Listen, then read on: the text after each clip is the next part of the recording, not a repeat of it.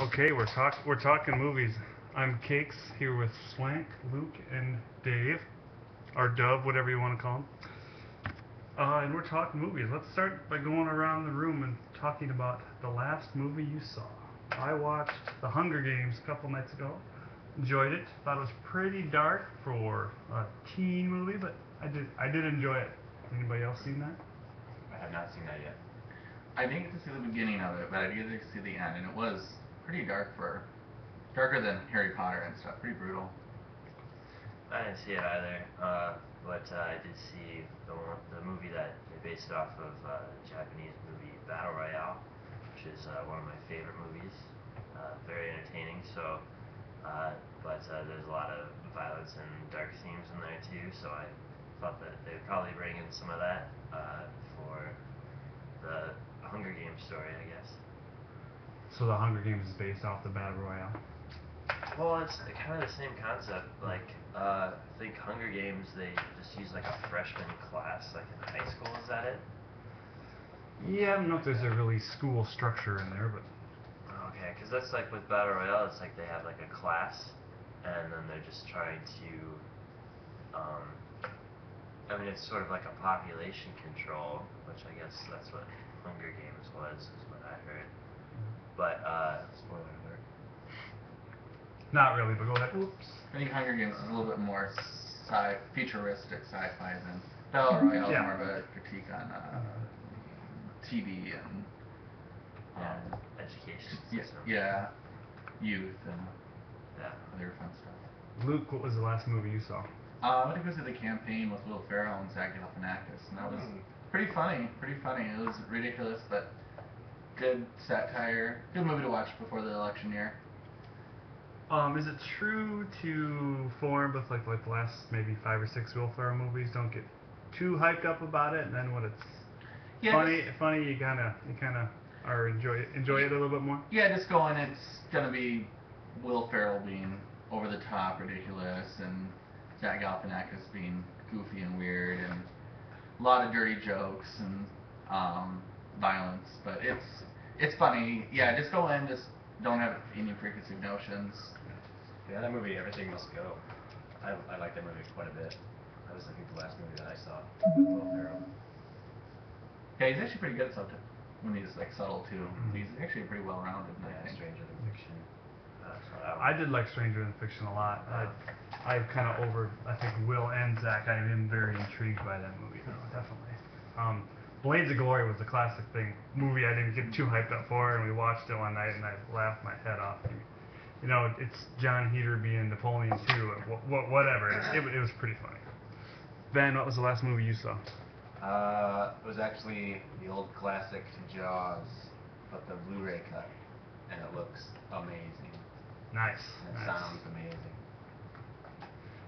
Yeah, I'm eager to see it because all I had was a little VHS copy back in the '90s, you know. So I'm eager to see it. Seeing some of those movies like in Blu-ray now, I remember because the first Blu-ray that I saw was Face Off.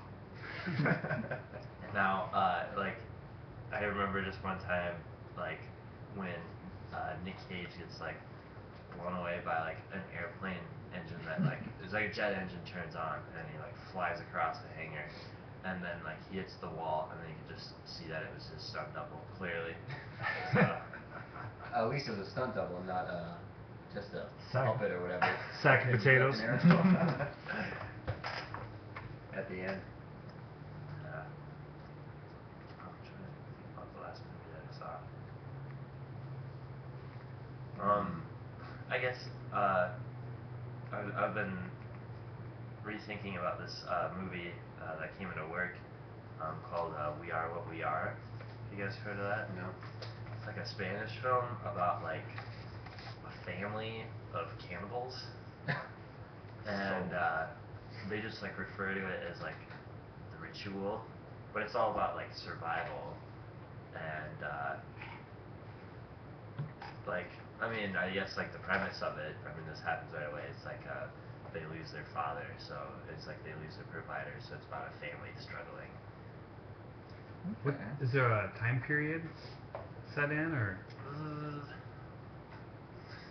I'm not too sure actually. It's interesting though, because it kind of seemed a little more low budget. Like there was some gore, but not as much as you would expect for a movie like that. But interesting story and a lot of twists actually. We are what we are. Yeah. Eat to live, Mhm. live to eat. Eat, pray, love. I'm hungry. Breakfast case. Moving on, something that's been kind of knocking around in my head for the last couple of weeks is music in movies. Couple movies that pop into my head right away that I think the music is just so perfect. One of them, you guys can him and holler with this, but Love Actually. My wife needs to watch that movie probably 5 or 6 times during the month of December every year. So I've seen it a good number of times. But they almost let the movie, or the music in the movie almost tells you what emotion you should be feeling. Not that the script and the acting is not doing that too, but they really send it over the top with music. The music in that movie. I probably tear up more than once during that movie, even though I've seen it 45 times or whatever. But anyway, another movie, it's kind of an older one, kind of an obscure movie. Dead Presidents. Some of you guys know me a little bit more personally than our listening audience, but Dead Presidents, that movie, that soundtrack is probably the reason I like soul music. I loved the movie. It's pretty dark, pretty out there, but I'll watch anything with Bokeem Woodbine. I love that guy. And but I'm being so intrigued by the movie itself. Of course, I picked up the soundtrack and loved it, and that sent me off into all these different avenues of soul and funk and whatnot. So it's crazy how a movie can really get you into a whole musical genre like that. Any thoughts? No, I definitely agree. I think especially for the people of our generation, Old Brother Where Art Thou is pretty substantial. That really got me into old recordings, bluegrass, Americana music, and I think it's influenced obviously the pop culture now. Definitely a pop culture phenomenon, bringing bluegrass into the forefront again. Definitely. All of a sudden, these high school kids are buying Ralph Stanley records. You don't know what's going on. Yeah, I think soundtracks they're able to do that because they're able to personalize it for people by bringing it into a movie scene and give it like some sort of memorable quality. So people kind of want to bring that back again when they listen to whatever kind of music it is that they saw in the movie. So pretty powerful stuff. There's certain movies that it's kind of, I guess I always say it's kind of hard to find a soundtrack that you like every single song on that soundtrack, which is, I'm not saying there's a soundtrack out there that I do like that. Maybe the Dead Presidents one, but even that has its kind of weird moments. Some of those Barry White songs about minute 11 or get a little out there. But anyway, and this is another one that just kind of popped in my head. But there's a one scene in the movie Karate Kid where he's playing soccer, and the song "Cruel Summer" is going by, I think, Bananarama. It's like a girl group from the 80s. And for some reason, ever since I've seen that movie, I've been in love with that song. And it's one of those things where anytime you hear that song, that's immediately where my brain goes back to is Daniel and Elizabeth Shue on the soccer field. But anyway, Going back to soundtracks that you would like every song on the whole thing, I'd say the Wes Anderson movies would be a close one for me. I feel like all those soundtracks. Oddly enough, not Moonrise Kingdom though. That did not have a very memorable. Oh, you didn't like the Babbitt? Well, I liked that, but I didn't. Just Hank on it. Yeah, it's just not very memorable in my mind. It's more like classical stuff and. Yeah, it wasn't as very Darjeeling Limited is beautiful with its Indian music. And still had like the Kinks throughout the movie and those every Kinks song plays and slow motion cuts in and it's just awesome. It's great. For me, one that's very personal, the one that I absolutely love is the Velvet Goldmine soundtrack. There's really great covers of really got me into glam rock, and which eventually led to proto punk and modern day new wave, and I don't know. And then there's just great covers with Tom York singing, and I don't know. It was really memorable for me in high school. kind of an interesting fact about that movie. That's is it a Michael Stipe directed movie? Is that correct? He produced it. Michael Stipe produced movie Yeah. about the glam era of the 70s. If you haven't seen it, David Bowie gave them to write the rights to one song, the song Velvet Goldmine, and Michael Stipe took it upon himself to name the movie that as well. So that's kind of interesting. You can double check me on that, but I'm pretty sure that's the facts there. Any other thoughts on music and movies?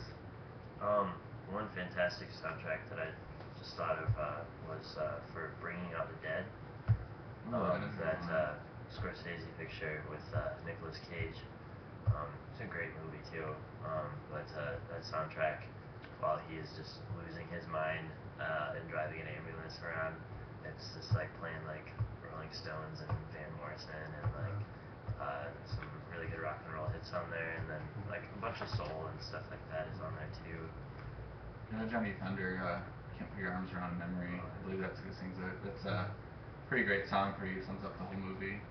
Yeah. Scorsese is just a great music director. I think his Goodfellas, that's pretty much just a rock album all the way through. So much, it's really good with rhythm. Incredible. Him and Thelma. Correct me if I'm wrong here, but is Apocalypse Now, is that Coppola or that's not Scorsese? That's right? Coppola. Okay.